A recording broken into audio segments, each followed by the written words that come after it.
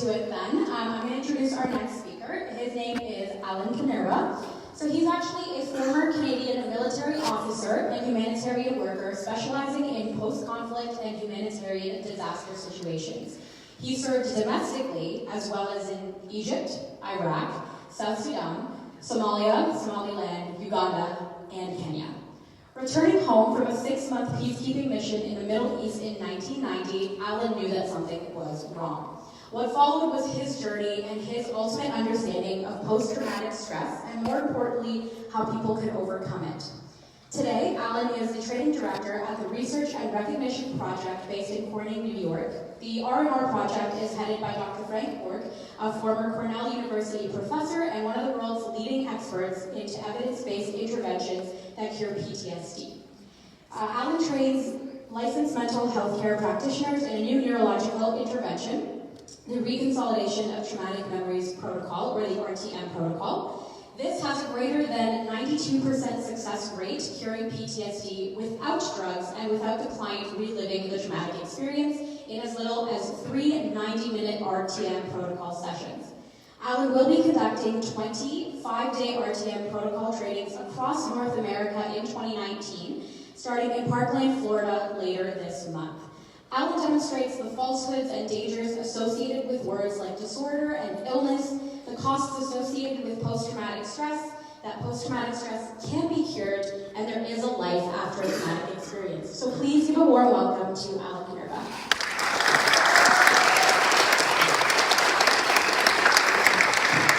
Good afternoon. Not always the best time to speak right after everybody's had something to eat, right? That insulin gets through you. But let's get up to the challenge. I had a hard time organizing my thoughts for today. And in fact, my unconscious mind refused to put pen to paper. And I realize now when I listened to Tyler and Tammy and Drew speak why that was. I needed to hear their message because all three of them mentioned the word trauma. And all three of them mentioned the impact, or at least Tyler and Drew did, the impact that it had on their life. And Tammy mentioned it as part of the new circadian medicine cure. And so that led to where I need to go today with you. All of you know somebody who suffers from post-traumatic stress. Everybody in the room does. And I'll tell you why I know that. 1 out of 3 women in North America have been traumatized. 1 out of 5 men in North America have been traumatized. There's 130 of us in the room. So each of you knows somebody who's been traumatized. Now, the media focuses on the military and first responders as those who've been traumatized. But the truth is, a study at McMaster University said that a full 11% of the civilian population will exhibit full-on PTSD symptoms in their lifetime. The main problem is the term is post-traumatic stress disorder. The D, a disorder, is billed as an illness, a psychological illness, and in some circles, a systemic illness. And the most recent research has indicated that PTSD is an injury, and it's an injury that can be healed very, very quickly. Now, we both know, all of us in this room, that when somebody has post-traumatic stress, they are not doing what they're meant to do. They cannot do what they're meant to do. You heard Tyler say it this morning. For the last 9 or 10 months, his brain just took over and had incessant thoughts about that event in South Korea. And when people aren't doing what they're meant to do, their families suffer. It's like a pebble being dropped into a pool of water, and the ripples go out concentrically. And so when a person has PTSD, their families suffer. PTSD has now been demonstrated to be transmitted intergenerationally. When you look at the Israeli experience, the Armenian experience, or First Nation and Canadians, post-traumatic stress can be passed down intergenerationally. It can be passed vicariously to others. So when one person has PTSD, often many suffer.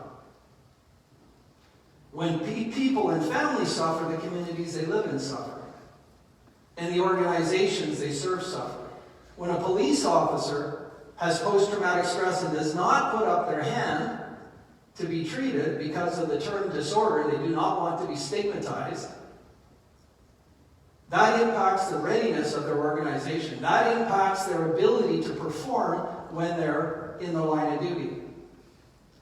It impacts so much of what we do. If they do put up their hand and say, I have post-traumatic stress, and they get labeled with the disorder, depending on your profession, it could have profound effects at your ability to continue in your line of work.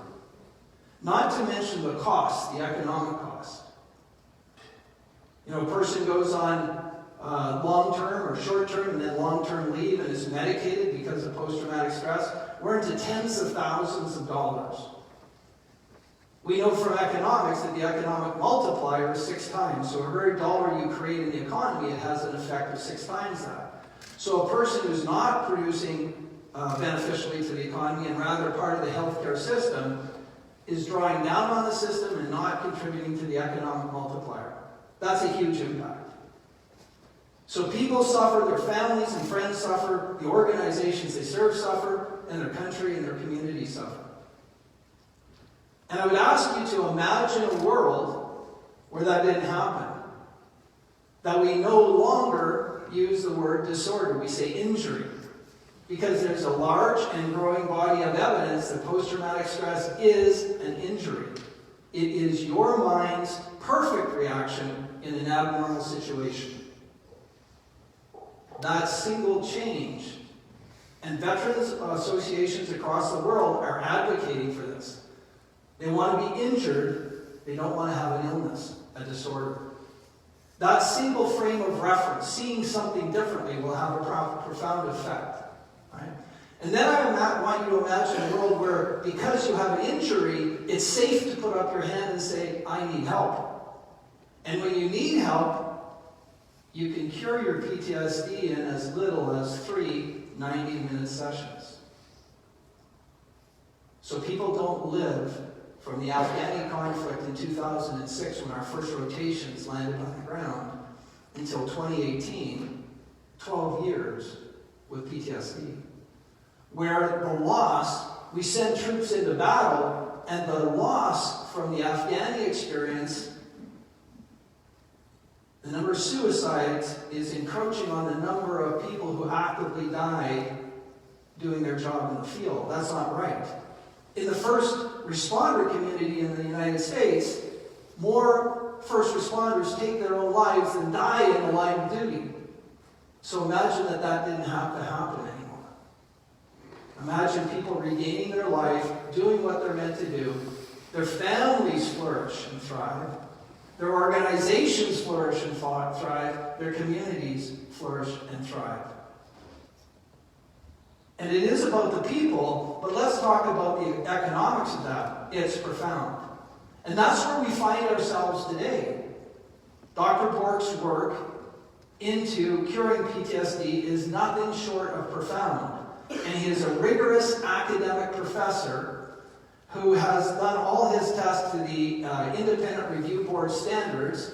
And the protocol that he first tested at 9/11 at Ground Zero with 250 people who had been over 100 stories when the planes hit, now is proven to have a 92% success rate with no recurrence in 3 90-minute sessions. And so we're at sort of the threshold, the new frontier, if you will. We began training clinicians in September. And I'm the director of training. I've hosted 2 trainings in the fall and early winter of 2018. 50 people who have now gone forward and cured over 300 cases of post-traumatic stress. As was said in the introduction, I'll train up to 1,000 people this year. Licensed psychotherapists and psychiatrists. Unfortunately, most of my work's in the United States right now, but hopefully we'll start doing it in Canada. And all of those clinicians see about 100 clients a year. So a year from now, those 1,000 people will have worked with and cured 100,000 cases of post-traumatic stress. And imagine that world, what that is like different.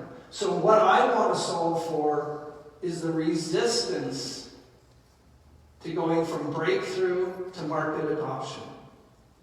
Because as Tammy said today, right, circadian medicine is the new frontier, but she will be facing resistance from communities. And we face resistance from communities, all sorts. And the standard model is it takes 17 years from breakthrough to adoption. 17 years. I'm going to tell you a stat, 22 people a day. 22 people a day in the United States, military personnel, take their lives. 22 times 365, over 800 times 17 years is not acceptable. So I encourage all of you, I hope all of you, I imagine that all of you will think about how do we solve the issue of going from where we are to where we need to be in the future, so that people who are suffering from post-traumatic stress can overcome it and get back their lives. Thank you.